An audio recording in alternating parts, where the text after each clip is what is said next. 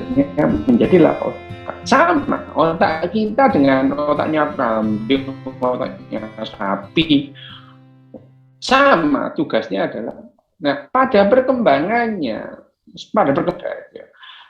misalnya sama-sama binatang menyusu, misalkan kelelawar itu berbeda perjalanannya, meskipun kita satu nenek moyang gitu ya. 65 juta tahun yang lalu kita itu berbagi nenek moyang yang sama dengan kelelawar. 65 juta tahun yang lalu. Jadi nenek moyang kita antara kelelawar, kita manusia, terus kemudian dolphin, paus itu, sapi, itu kita punya nenek moyang yang sama. 65 juta tahun yang lalu itu sama, gitu ya. Jadi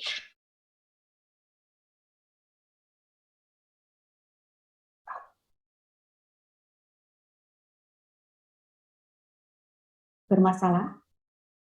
Dokter Rionya hilang. Sebentar ya teman-teman. Ini dokter Rionya kayaknya kemarin. Iya. Iya, mungkin masuk lagi sebentar. Kita tunggu ya teman-teman. Sudah masuk. Sudah masuk. Oke. Ya, halo. Ya. Ya, jadi kembali ya. Jadi kita mempunyai nenek moyang yang sama dengan kelelawar, dengan dolphin, dengan paus, dengan kambing. 65 juta tahun yang lalu kita mempunyai nenek moyang yang sama, yang satu gitu ya. Jadi kita 65 juta tahun yang lalu kita berkembang nih, mamalia ini ya, binatang menyusu itu. Sampai akhirnya ada binatang yang sangat mengandalkan hidupnya dengan kepekaan mendengar gitu ya.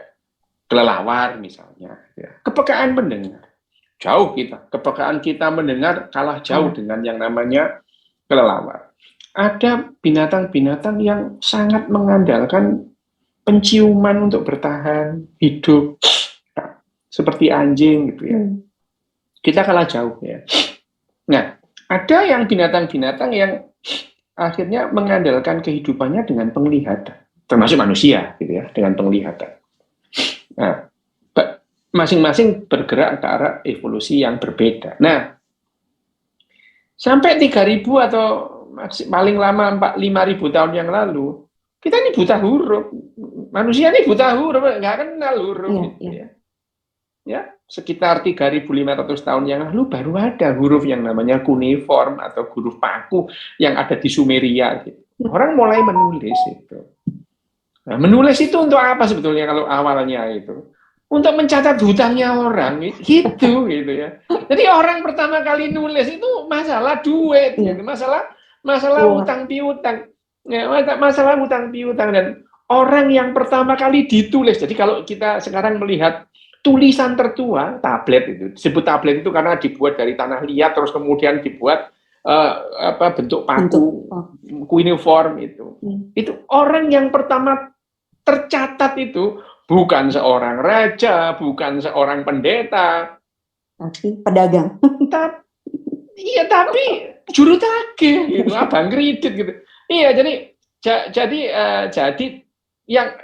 yang tercatat itu dari Sumeria itu namanya Kushem gitu ya. Kushem. Jadi Kushem jadi dia mencatat telah mempunyai hutang sekian kepada kerajaan sekian yang belum dibayar. Tertanda Kushem. Jadi orang yang pertama kali tercatat dalam sejarah ini sebetulnya ya itu tadi, orang bukan raja, bukan.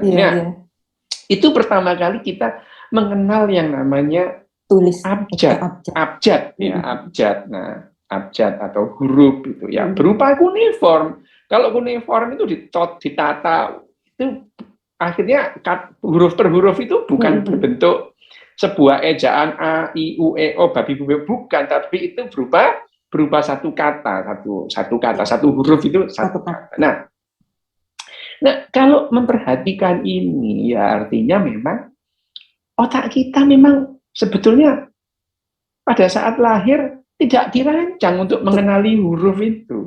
Karena buatan manusia ya, huruf buatan tidak manusia. Dirancang ya, itu tidak dirancang alam semesta. Jadi otak kita belum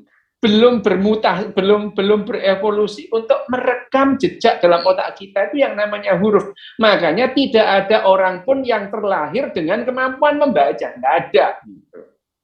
nggak ada. Manusia itu terlahir sama. Bahasa juga begitu ya. Bahasa itu tidak ada manusia yang kemudian lahir itu terus bisa membaca puisi, nggak ada gitu. Nyanyi pun nggak ada. Nggak ada. Ya, bisanya ya oe-oe gitu. Itu bahasa universal, nangis itu, oe-oe. Nggak ada, tidak ada satupun manusia yang terlahir dengan kemampuan berbahasa. Tidak ada, gitu ya. Tidak ada. Jadi kemampuan berbahasa itu kita dapatkan dengan berikutnya pada saat kita sudah mulai lahir, terus kemudian berinteraksi. Belajar berinteraksi, belajar berbahasa. Jadi tidak ada satu orang pun yang juga mengenali hitungan gitu. Jadi sebetulnya yang namanya menghitung, membaca itu hal yang baru dalam kebudayaan kita. Itu setelah ada kebudayaan, sebelum ada peradaban kita nggak bakal kenal itu semua. Gitu. Nah, ngomong-ngomong soal membaca, gitu ya. Ngomong-ngomong soal membaca, gitu. Jadi kalau membaca itu apa yang terjadi di otak kita dengan membaca gitu? Apa sih? Kita mengenali bacaan itu apa? Sebetulnya yang namanya bacaan atau abjad atau huruf itu adalah konsekuensi karena kita bisa berbahasa gitu. Setelah kita berbahasa, kalau kita berbahasa itu kan kita merekam segala sesuatu dengan kata-kata yang kita simpan di memori kita. Ya. Jadi apa yang terjadi dengan nenek kita atau buyut kita, itu kita rekam. Cerita. Jadi cerita itu kita rekam dari orang tua kita. Orang tua saya bercerita tentang orang tuanya. Yang saya tidak tahu, saya rekam di ingatan saya, dan itu saya ungkapkan lagi. Ya. Itu adalah perkembangan bahasa selama kira-kira 200 sampai 250 ribu tahun. Manusia yang tadinya nggak kenal bahasa, akhirnya bisa berbahasa macam-macam. Nah, pada saat kita punya peradaban gitu, kita utang piutang gitu, kita memerlukan sesuatu yang baru. Iya, kita memerlukan. Nggak bisa kalau misalkan ditanya kepala suku, sini kamu bendahara, berapa utangnya orang sak gini banyak? Kalau bingung kan, ya meskipun waktu itu tentu saja most likely, kemungkinan besar, kepala suku atau kepala kampung mencari orang yang ingatannya kuat gitu. Ingatannya kuat. Berapa orangnya? Nenek saya itu gitu. Nenek saya itu buta huruf ya. Bisa baca Al-Quran sih. Bisa huruf Hono Coroko juga bisa nenek saya. Dia itu mencatat nggak pernah. Tapi dia itu menjadi bendahara arisan kecamatan. Loh, bayangin gitu aja. Loh, dia itu ingat utangnya siapa, kurang berapa, belum banyak. Loh, ingat gitu ya. Jadi ingatan nenek saya itu kuat itu. Dan pelitnya bukan main. Ya memang pelit itu nenek saya itu dia ingatannya kuat. Nah, kemungkinan besar orang-orang seperti nenek saya itu akan dipergunakan oleh kepala suku atau kepala kampung di zaman dulu itu untuk mengingat hutang itu. Tapi ya ingatan manusia sangat gampang digeser, sangat gampang berubah. Terbatas sehingga pada akhirnya munculnya huruf atau abjad itu membantu orang mengingat utangnya negara, utangnya kampung, ini apa gitu. Nah, dan karena ini sangat berhubungan dengan ekonomi, maka berkembang gitu ya. Berkembang, ya, akhirnya menjadilah bacaan. Tapi sekarang itu baru gitu ya. Sel kita, genetik kita, otak kita tidak dirancang untuk itu semua. Tidak dirancang untuk itu semua. Jadi harus belajar ya, Dok? Nah, ya itu harus belajar. Harus belajar membaca. Harus belajar kalau kita ingin bisa membaca. Gitu. Tapi kan membaca penting. Ya penting sekarang gitu ya. Tapi apakah orang harus membaca? Ya enggak juga sih, enggak ada keharusan. Tapi kalau kita berbicara mengenai apa manfaat membaca, nah itu banyak gitu ya. Tapi apakah harus? Ya lihat-lihat gitu ya. Lihat-lihat ya. Kalau orang itu jadi penyelam gitu ya, nggak baca nggak apa-apa gitu. Ya, tapi ini saya berbicara secara ontologis ya, bukan epistemologis. Kalau saya ngomong epistemologis itu adalah ngomong bagaimana harusnya. Gitu. Lah kalau kita ngomong bagaimana harusnya, ya itu kan itu mau nggak mau kita membawa moral, membawa nilai dalam hal ini ya. Secara ontologis saya menjelaskan tadi secara ontologis bagaimana manusia itu mengenali mengenali abjad atau mencari huruf. Nah, apa yang terjadi di otak kita pada saat kita memulai belajar membaca itu? Belajar membaca. Sebelum kita belajar membaca, kita mengenal dulu yang namanya bahasa. Ya, orang tua kita saling berteriak gitu ya. Ya, saling mengumpat. Ya, orang tua mengumpat, yang kita ingat ya umpatan gitu. Ya, bagaimana orang berkomunikasi. Jadi kalau bapak dan ibu kita sering berantem dan mengumpat, gitu, ya kata-kata umpatan itu yang masuk dalam memori kita, terekam, ya otomatis gitu ya. Anjing lu, ya. Ini kata-kata anjing ini less likely kita dengar tahun-tahun 70 80-an. Ya. Kalau sekarang kata-kata anjing itu banyak banget bertebaran di timeline, di media sosial. Anjing itu anjing gitu ya. Itu hal-hal yang itu adalah merupakan kosakata yang akrab dengan kita. Nah, apa yang terjadi dengan otak kita? Otak kita memang tidak dirancang untuk berbahasa gitu ya. Tidak dirancang.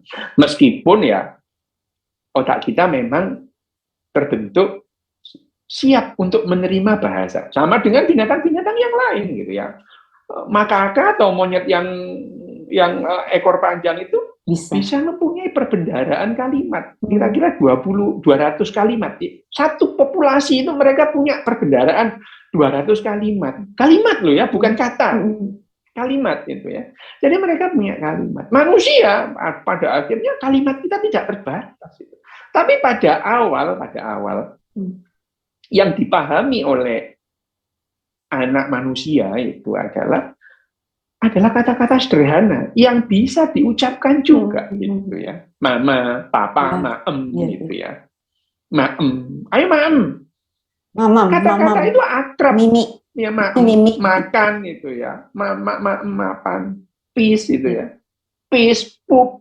Itu adalah kata-kata yang sangat awal dipahami oleh anak-anak. Karena itu adalah hal-hal yang dilakukan tiap hari. Mana ada anak nggak pup sehari, kan nggak ada. Gitu. Ya, kecuali anak-anak itu mempunyai gangguan pencernakan sampai 4 hari nggak pup, 5 hari nggak pup, ada. Gitu. Hanya saja pup, pipis gitu ya. Maem, itu adalah hal yang digunakan. Mama, papa itu ya. Itu sehari-hari. Dan kata-kata ini yang akrab, ini yang terekam. Jadi ya sangat wajar kalau anak kecil mampu berbicara pertama itu adalah mama, papa, itu bapak, ibu, emak. Wajar karena itu adalah hal sehari-hari didengar. Yang pernah hari dengar. Dan anak kecil itu bisa mengucapkan itu lama itu. Bisa mengucapkan itu lama itu. Sejak lahir dia dengar kata papa, mama. Baru kira-kira umur 8 bulan paling cepat gitu ya. Dia bisa bilang mama itu. Dan untuk bilang mama itu, otak mana yang aktif? Semua bagian otaknya aktif itu. Ya. Kenapa? Karena kata mama itu masuk dalam yang namanya memori pendengarannya. Dalam hal ini karena ada pusat bahasa, di otak kita ada 2 pusat bahasa. Ya, pusat bahasa Wernicke dan pusat bahasa Broca gitu ya. Di 2 tempat yang berbeda gitu ya. Dua-duanya memerlukan pemahaman pola dan pemahaman memori gitu ya. Dua-duanya gitu. Jadi memori, dua-duanya memerlukan pemahaman pola dan pemahaman memori. Pemahaman pola ini sebetulnya adalah kemampuan utama otak kita. Otak kita tugasnya adalah mengenal pola dan merespon pola itu dengan cepat supaya kita bisa bertahan hidup. Itu yang namanya inti dari kerja tugasnya otak kita. Tugasnya otak kita itu. Nah, mengenali pola bagi anak-anak itu belajarnya sejak kapan? Sejak lahir gitu. Dia mengenali pola orang tuanya, muka orang tuanya, gitu ya. Mengenali pola, gitu. Meskipun pada dasarnya anak kecil nggak ada yang ingat. Gitu.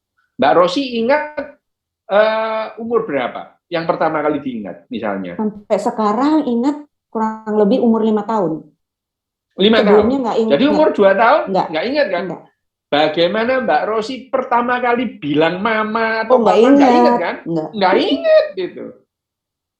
Iya. Artinya itu di luar consciousness anak itu. Anak belum merasa ada umur segitu itu. Belum merasa ada. Tapi dia bisa merespon gitu. Pandangan seorang anak kecil bayi gitu tidak sebagus ini gitu. Tidak sebagus ini.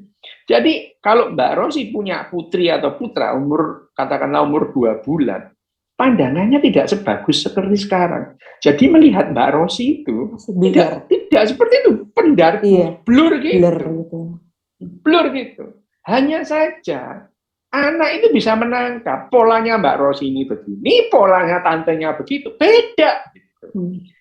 Karena otak kita memang dirancang untuk melacak perbedaan, bukan melacak kesamaan gitu. Oke. Otak kita itu dirancang untuk melacak perbedaan, bukan melacak persamaan. Kenapa? Itu yang menjadi senjata kita untuk bertahan hidup gitu. Jadi kalau ada yang berbeda, itu bahaya. Gitu. Oke. Itu bahaya. Kalau ada yang berbeda dengan kita, itu bahaya. Itu bisa jadi predator gitu. Dan bisa jadi itu makanan untuk kita. Jadi kita menentukan dalam waktu 56 detik. Nah, otak kita memang dirancang untuk melacak perbedaan, bukan melacak persamaan. Saya dengan Mbak Rosi itu, kalau jejer gitu, orang langsung tahu perbedaannya. Jejer, saya duduk bareng sama Mbak Rosi nih, kelihatan gambar gini. Semua orang langsung melihat perbedaannya. Mereka tidak melihat banyak persamaan di antara kita. Alis kita itu sama, kanan kiri jumlahnya 2, hidung kita sama, telinga kita sama semua. Tidak terlihat. Tidak terlihat. Yang kita lihat perbedaannya. Itu kerja otak kita. Kerja otak kita demikian. Gitu. Nah, pengenalan pola, meskipun ya, misalkan Mbak Rosi punya adik yang mirip gitu ya, wajahnya mirip gitu. Anak Mbak Rosi itu bisa melihat perbedaannya itu, pola itu, karena memang otak kita dirancang untuk trace atau melacak perbedaan, gitu ya. Nah, pengenalan pola-pola ini itu ada daerah otak kita yang memang bertugas membedakan pola, mengenali pola, melihat perbedaan pola, gitu ya. Dan melihat persamaannya, meskipun kita tidak dilacak untuk melihat persamaan, yang dilihat adalah perbedaan. Makanya anak kecil, meskipun dia belum bisa ngomong itu, digendong orang lain dia nangis. Gitu. Dia tahu. Ya, dia melihat perbedaan, meskipun dia nggak tahu sih gitu. Dia belum kenal siapa, dia juga belum merasa dirinya ada gitu ya. Hanya saja dia paham kalau berbeda itu berbahaya untuk dirinya. Nangis dia. Gitu ya. Nangis itu adalah kerja otak kita. Nah, pada saat kita mulai belajar, dikenalkan pola, Pada saat anak umur 2 tahun, umur 3 tahun, ada anak yang sudah bisa membaca umur 2 tahun itu ada gitu. Ada gitu. Meskipun dia belum sadar loh dirinya ada gitu. Dia bisa membaca. Kenapa? Dia mengenali pola, terus kemudian dia dipush untuk mengatakan pola itu sebagai sesuatu. Gitu. Ayo dibaca, gitu ya. Ayo dibaca, gitu. Ayo dibaca, ini apa, gitu. Nah, dalam hal ini anak kecil yang namanya pusat reward and punishment-nya bekerja. Gitu ya. Karena bekerja reward and punishment-nya itu. Kalau aku bisa ngomong ini, aku dipuji. Gitu. Kalau enggak, aku dimaki-maki, bahkan dicewer. Gitu ya. Ya seperti binatang yang lain. Gitu. Seperti binatang yang lain. Gitu. Jadi anak kecil dipaksa untuk membaca. Itu sama dengan kuda atau kera atau anjing yang disuruh berdiri dengan 2 kaki, kalau enggak dipukul. Sama persis. Enggak dikasih ini. Iya, enggak dikasih makan. Gitu ya. Tidak dikasih reward lah. Ya. Atau diberi punishment. Dan itu, jadi jangan kaget anak-anak kecil umur 3 tahun apal doa gitu. Apal, kenapa? Dia dipus untuk itu gitu. Ya kalau enggak dicewer, disentil gitu. Meskipun dia sendiri belum merasa ada tadi, misalnya Mbak Rosi. Mbak Rosi umur 5 tahun baru ingat. Tapi umur 4 tahun sudah hafal doa. Hafal itu. Karena kalau enggak ya, Dok. Banyak orang begitu. Kecil tuh diajari berdoa. Berdoa sebelum makan lah, berdoa sebelum inilah gitu. Kalau ada yang di gereja ya juga dari kecil sudah diapalin doa Bapa kami yang ada di surga, dimuliakanlah namamu. Apal itu anak umur 3 tahun itu. Apal gitu. Tapi baik nggak itu? Tapi saya nggak ngomong baik atau buruk, saya hanya ngomong bagaimana cara kerja otak gitu, ya. Jadi mengenali pola gitu ya. Mengenali pola. Gitu. Termasuk ketika kita memperkenalkan huruf itu juga pola. Sama gitu. Bahwa kita mengenalkan huruf pada dasarnya kita mengenalkan pola gitu ya. Mengenalkan pola. Pada saat kita membaca. Matematika juga pola ya. Sama gitu. Ada otak kita yang mengenali pola gitu ya. Berbeda kan? Apakah bagian otak kita yang mengenali pola dengan otak kita yang mengenali bahasa itu dua atau regio ada tempat yang berbeda? Emang berbeda gitu. Memang berbeda gitu. Kenapa? Bahasa itu ada pusat bahasa gitu ya. Pusat bahasa. Di mana tadi? Tadi itu area bicara Broca dan ada area bicara Wernicke. Itu di bagian frontal dan ada yang di pertigaan antara frontal, temporal dan occipital. Itu parietal itu. Ada pertigaan itu adalah area bicara Wernicke. Bahasa gitu ya. Bahasa. Nah, ada area bicara Broca gitu. Nah, area Broca ini yang sangat erat dengan memori gitu ya. Memori kita, memori. Sementara Wernicke itu sangat lekat dengan pola gitu. Makanya orang yang misalkan misalnya orang yang terganggu di pusat Wernicke-nya, stroke misalnya itu. Lo dia kenal ini misalkan ini cup itu ya, ini cupnya dia kenal gitu. Dia kenal ini cupnya kopi gitu. Tapi kalau ditanya ini apa? Lemper, jendela. Salah ngomong dia gitu ya. Ya, itu jadi persepsinya yang salah, persepsi di otaknya yang salah. Jadi nggak ada hubungan gitu, nggak ada hubungan antara. Bukan, dia mengenali persepsinya itu salah. Dia tahu ini yang namanya afasia sensorik gitu. Jadi dia mengenali tapi begitu ngomong dia salah gitu. Kalau afasia motorik dia tahu ini apa tapi mau ngomong nggak bisa gitu. Nggak bisa gitu. Itu yang namanya gangguan di Broca dan gangguan di Wernicke. Nah, pola itu berbeda lagi. Pola itu usianya jauh lebih tua, melibatkan emosi, ya, gitu ya. Jadi kita mengenali pola itu lebih gampang daripada kita mengenali bahasa.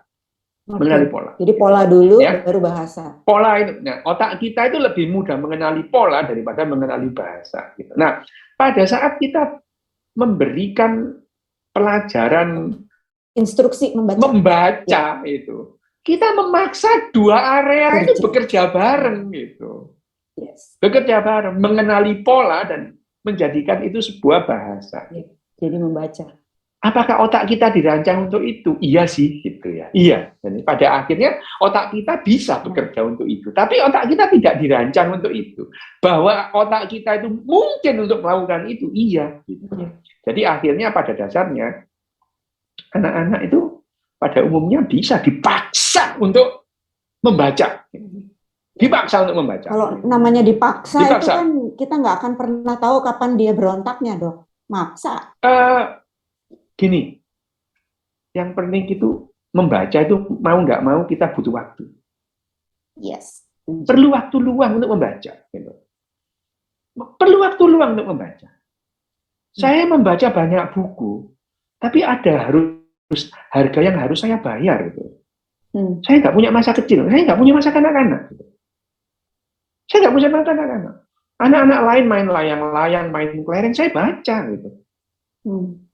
Ya memang saya beda dengan anak-anak yang lain ya. Memang saya ini Pak beda. Ya. Beda itu. Saya umur 2 tahun membaca gitu ya. Dan diajarin nggak, Dok? Enggak, gitu.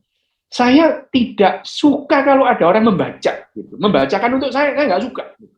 Baca sendiri, gitu. Baca sendiri. Terlalu lamban, gitu ya. Misalkan orang membaca, saya baca, gitu. Orang mempunyai, misalkan orang membacakan buku bagi saya lambat banget, gitu ya. Lambat. Gitu. Kecepatan membaca dengan kata-kata berapa sih, gitu ya. Misalkan membacakan satu buku, mana, saya baca, gitu. Dalam waktu pendek saya habis satu buku dan saya paham, gitu ya. Itu beda, gitu. Itu beda. Karena memang otak saya koslet dari kecil, gitu ya. Dari kecil koslet sudah, gitu. Beda dengan orang lain. Tapi pada umumnya, tidak seperti saya.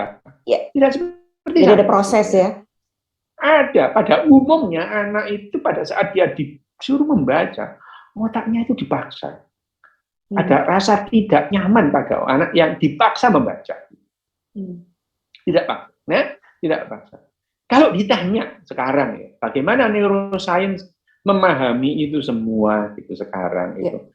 Kira-kira kapan anak itu siap membaca. Otak kita itu siap untuk membaca? Umur 9 tahun gitu. Oke. 9 tahun gitu ya. Kapan anak itu dikenalkan atau ya dipaksa ya, dalam artian dikenalkan huruf, untuk menghitung, angka gitu ya. Menghitung ya, mbak membaca bukan. Kalau dikenalkan lambang itu boleh, dari kecil, boleh ya, dari kecil. Boleh, tapi tidak dipaksa membaca gitu ya. Tidak dipaksa membaca gitu. Kapan? Itu ya 9 tahun gitu. 9 tahun itu otak manusia itu lengkap bagaimana dia memahami pola dan menggabung antara pola itu dengan bahasa itu ya. Itu 9 tahun. Gitu. Karena yang namanya membaca, berhitung, menulis, yaitu tadi bagaimana memadukan yang namanya pola dengan bahasa. Karena yang namanya membaca kan bahasa yang dikenal. Iya. Ya. Matematika sebenarnya juga bahasa hitung-hitungan gitu ya. Satu, bagaimana yang namanya kata satu itu kalau ditulis itu SATU menjadi satu lambang gitu. Satu itu untuk menyederhanakan itu juga harus mempunyai kemampuan bahasa. Dan menunjukkan pola. Nah, di sini kita sebetulnya secara neuroscience kita paham ya. Kita sudah paham bagaimana sih anak itu diajari membaca, menghafal kecil itu. Sebetulnya otaknya dipaksa. Dipaksa. Gitu. Apakah ini baik atau buruk? Loh, ini sudah kita lakukan ribuan tahun. Masa kita mengatakan ini buruk? Ya enggak itu. Karena apa? Ini kita lakukan selama ribuan tahun dan kita berujung sampai peradaban yang seperti sekarang ini. Kalau seandainya ada cara yang lebih menyenangkan untuk memadukan antara pola dengan bahasa itu, kira-kira akan membuat yang kita bicarakan sekarang ini. Iya. Bagaimana kita menemukan yang kita bicarakan cara sekarang menyenangkan. Ini, bagaimana menyenangkan. Dehaene juga bilang kan, Dehaene itu betul. Gini, Dehaene itu dia berbicara tentang yang namanya cara kerja otak kita bagaimana pada saat membaca. Tapi ya Dehaene dalam hal ini dia berbicara masalah satu kecil pekerjaannya otak gitu ya. Bagaimana anak kalau dibacakan itu bagian otak mana yang itu dia nggak salah. Gitu. Benar. Tapi pada saat kita menyampaikan fakta ilmiah dalam bahasa populer, banyak yang kita reduksi gitu. Banyak yang kita reduksi. Mau nggak mau gitu. Iya. Mau tidak terkecuali ya dia tidak dia tidak kan meskipun anak itu dipaksa dan otak kita itu belum siap itu membentuk peradaban seperti sekarang ini gitu. Peradaban sekarang itu adalah hasil paksaan. Anak dipaksa membaca, anak dipaksa terus kemudian berhitung, anak dia paksa berdoa. Itu menghasilkan peradaban yang seperti sekarang ini. Kita tidak bisa menafikan bahwa ini adalah hasil paksaan orang tua kepada anaknya gitu. Iya. Keadaan memaksa. Iya, keadaan dipaksa. Bagaimana? Tapi ya tidak terlepas dari pemikir-pemikir zaman dulu gitu. Pemikir-pemikir zaman dulu mengiyakan bahwa kita itu harus dipaksa. Plato itu kurang galak apa? Plato itu galaknya bukan main. Dia itu dalam bukunya yang berjudul Republik. Nah, ini kalau kita nggak baca kan nggak ngerti bagaimana Plato itu mempunyai konsep tentang kehidupan. Lah saya baca Republik itu umur 8 tahun. Ini memang saya ini terlalu dini membaca begituan itu. Umur 8 tahun saya baca bukunya Plato yang judulnya Republik ini. Bagaimana Plato mengharuskan, menurut Plato, anak kecil itu begitu lahir harus dipisahkan dari bapak dan ibu. Ya, gitu. Terus siapa? Negara, gitu. Betul. Sehingga anak itu akan merasa bapak ibunya adalah negara. Gitu. Jadi lu bayangin aja, lu galak banget lo Plato itu dalam hal ini itu. Wow, dan orang yang misalnya pandai berhitung, gitu ya. Pandai berhitung, dia membedakan antara orang yang pandai berhitung dan pandai berkelahi. Dipisahkan, gitu ya. Orang yang pandai matematika dan berantem itu dipisahkan. Kalau ada orang yang pandai berantem dan pandai matematika, itu nanti mereka itu adalah orang yang berhak belajar filsafat. Loh, gitu. Itu katanya. Dan jangan lupa Plato itu adalah meracuni. Ya, kalau tidak bisa dimeracuni, itu Plato itu meresap dalam segala macam, mewarnai pengetahuan kita sekarang itu.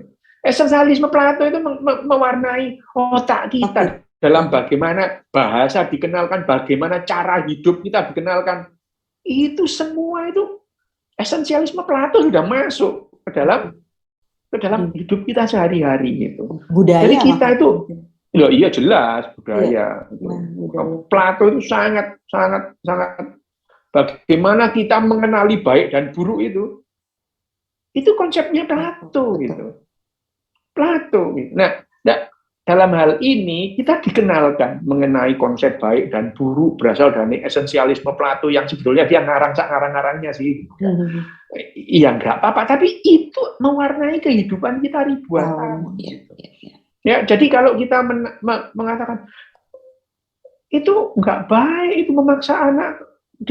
Ini kalau kita ngomong baik dan buruk gitu. Faktanya kita sampai di sekarang seperti ini karena itu dengan yang seperti itu gitu. Jangan-jangan kalau kita tidak dipaksa gitu kita punah sudah sejak lama gitu. Atau sejarah ya berjalan berbeda gitu. Tapi kalau idenya Mbak Rosi tadi bagaimana kita cara mengenalkan membaca lebih fun, menyenangkan, ya. Menyenangkan, fun itu, tidak memaksa gitu. Tidak istilah juga tidak terintimidasi untuk membaca. Nah, ini konsepnya yang dikatakan Devin itu jadi masuk akal gitu. Hanya saja gitu ya. Hal-hal semacam ini tidak akrab dengan kehidupan kita sehari-hari gitu. Ya. Dengan kehidupan sehari-hari itu tidak akrab. Jadi kemampuan kita membaca selama ini ya diwarnai dengan pemaksaan gitu. Diwarnai dengan pemaksaan dan itu berlangsung ribuan tahun gitu ya. Apakah kita ini bilang baik dan buruk? Ya dibilang buruk ya terserah. Faktanya ini membentuk peradaban kita sekarang gitu ya. Nah, tapi di negara-negara yang berbahagia gitu ya. Negara-negara yang berbahagia itu mereka sudah paham bahwa ini akan membuat anak jadi tidak bisa bekerja sama kalau dipaksa gitu ya. Sehingga di negara-negara yang berbahagia itu contohnya Finlandia, Denmark itu anak nggak dipaksa membaca sampai umur 9 tahun. Tidak ada ujian membaca, tidak ada ujian matematika sampai anak itu kelas 3 SD gitu ya. Jadi 9 tahun. Mungkin ya? Setelah 9 tahun itu sudah menemukan polanya gitu ya, Dok. Ya, betul. Ya, betul. Ya. Otak manusia itu pada saat umur 9 tahun itu dia bisa mengenali pola dengan lebih baik gitu ya. Dengan lebih baik dan memadukan itu dengan bahasa lebih baik. Kenapa? Karena otak manusia ini unik ini. Manusia ini unik. Pada saat lahir justru otak kita itu belum berkembang dengan optimal gitu. Optimalnya kapan? Optimalnya itu kira-kira umur 25-26 gitu. Optimal gitu ya. Optimal. Tapi dalam pengenalan bahasa dan kemudian otak kita itu menghubungkan antara pola dan bahasa terus membentuk satu istilahnya membentuk satu kesimpulan itu, mulainya itu sekitar umur 9 sampai 12 tahun. Nah, katakanlah 9 tahun lah ya gitu. Iya. Anak itu bisa membaca dengan baik dan mengambil kesimpulan dengan baik. Karena yang dikenalkan, pola yang dikenalkan, terus kemudian pola yang dikenalkan dan mengambil kesimpulan yang berbeda itu akan memberikan sikap mental yang berbeda pada setiap orang, berbeda. Jadi yang tadi yang dikatakan Mbak Rosi tentang bagaimana kalau kita membacakan dengan itu, Dehin bilang itu membangkitkan empati. Iya, karena tidak memaksa anak gitu. Pada saat kita memaksa gitu, tumpul empatinya anak itu, menjadi tumpul gitu ya. Meskipun dalam kehidupan kita itu empati itu tidak diperlukan di awal kehidupan kita. Di awal kehidupan kita tuh enggak. Justru kita itu harus curiga kepada orang asing gitu. Di awal kehidupan kita harus curiga kepada orang asing. Sehingga otak kita ya memang terlatih untuk melacak perbedaan. Orang asing harus dimusuhi, bahaya, bisa mengambil makanan kita. Kelompok kita bisa kekurangan makanan. Loh, itu memang dibutuhkan di zaman kita berebut sumber daya. Nah, di zaman sekarang ini diperlukan kerjasama antar semua manusia. Gitu. Kemampuan otak melacak perbedaan itu justru harus ditumpulkan. Gitu. Dengan kolaborasi. Harus ditumpulkan itu. Harus ditumpulkan. Makanya empati kita itu semakin kuat kalau kemampuan kita melacak perbedaan itu ditumpulkan. Gitu. Ditumpulkan sejak anak-anak. Bahwa yang namanya anak yang berbeda kulit denganmu itu nggak apa-apa loh. Itu nggak apa-apa. Itu sama itu. Sama gitu. Jadi misalkan anak itu misalkan kok hitam ya? Iya ya, itu kan kulitnya aja. Itu kalau dibuka ya sama semua.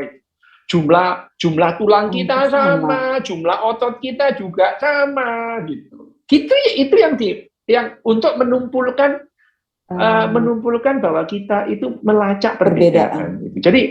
Jadi kalau dilihat kenapa otaknya anak itu terus kemudian lebih berempati, justru ditumpulkan itu kemampuan atau bakat melihat perbedaannya itu ditumpulkan karena lebih banyak persamaannya dalam diri kita dengan orang lain ketimbang perbedaan. Itu yang tadi kalau kenapa bahwa yang namanya anak itu kalau dikenalkan membaca dengan itu tadi membaca dengan nyaring ya, nyaring itu tidak dipaksa. Ini apa? Asa. Cuman denger aja gitu dong. Ya, asu. Itu adalah dipaksa sebetulnya. Tapi kalau misalkan waktu tidur telah tiba, gitu ya. Waktu tidur telah tiba, gitu ya. Loreng mencuci mulut sambil menggosok gigi. Itu adalah bukunya anak saya itu ya tentang loreng gitu ya. Itu bukunya anak saya saya bacakan kenceng memang gitu. Karena saya waktu itu udah paham. Alah anak kecil enggak usah diajari membaca. Hanya saja ya anak saya itu ya terus TK-nya udah dipaksa di sekolahnya. Ya, saya kan enggak, ya itu sekolahnya. Masa anak saya enggak saya sekolahin gitu. Masa saya protes sama gurunya? Ya enggak itu. Enggak, nah, itu yang enggak. Nah, itu yang membuat kita ya harus menerima konsekuensi gitu. Saya tidak sepaham, tapi lah yang namanya alam semesta ini jalan itu tidak mengikuti kemauan saya itu. Kita harus hidup berdampingan. Lah iya gitu ya. Manusia lain. Gitu. Bagaimana anak-anak sekolah di Indonesia itu diharuskan bisa membaca. Loh ya, gimana? Kalau anak kita nggak bisa membaca kan nggak sekolah jadinya gitu. Nah, ini ya jalan keluarnya ya jangan di sekolah di Indonesia deh misalnya gitu ya. Gitu. Misalnya gitu. Tapi bagaimana kita itu membaca dengan kenceng, seorang ibu membaca dengan kenceng gitu ya. Membaca dengan kenceng pada anak itu. Pada dasarnya tadi kalau dibicarakan di bukunya Dehin itu yang aktif apa? Yang aktif itu adalah otak bagian kiri pada umumnya ya. Pada umumnya karena otak manusia itu sekitar 80% itu pengenalan pola itu ada di otak kiri gitu ya, otak kiri. Sementara pengenalan bahasa itu ada di otak kanan gitu. Tapi mereka bekerja sama terus, gitu. Jadi ya nggak ada orang otak kiri dominan, enggak, dua-duanya nggak ada, otak kiri otak kanan itu nggak ada. Tapi kalau dikatakan hemisfer itu iya ada, dan otak kita itu bekerja sama, berkolaborasi antara kanan dan kiri. Nah, kalau dibilang pada saat ayat dibacakan gitu, dibacakan terus kemudian dibacakan kata atau bahasa, yang aktif duluan itu otak kirinya. Emang iya, karena dia mencoba mengenali pola. Gitu ya. Mengenali pola suara, pola wajahnya ibu yang membicarakan gitu ya. Beberapa nanodetik kemudian diikuti oleh aktivitas otak sebelah kontralateralnya, pusat bahasanya gitu ya. Itu beberapa nanodetik kemudian. Kalau Divin bilang letterbox ya, Dok. Iya benar, ya, itu letterbox. Jadi beberapa nanodetik kemudian, sekitar 50 sampai 100 nanodetik kemudian gitu. Itu mengaktifkan otak yang sebelah kontralateralnya. Dia mencoba memahami itu sebagai bahasa gitu ya, sebagai bahasa gitu. Itu yang terjadi di otak kita itu ya. Sederhana sih sebetulnya otak kita ini itu, tapi kita terlalu memandang terlalu rumit. Enggak lah. Memang kalau kita sekarang itu mencoba membuat algoritma di otak kita, ya rumit memang, tapi cara kerjanya itu sederhana sebetulnya. Enggak begitu ya. Iya. Kira-kira gitu ya, Mbak Rosi. Ini untuk Oke. Thank you.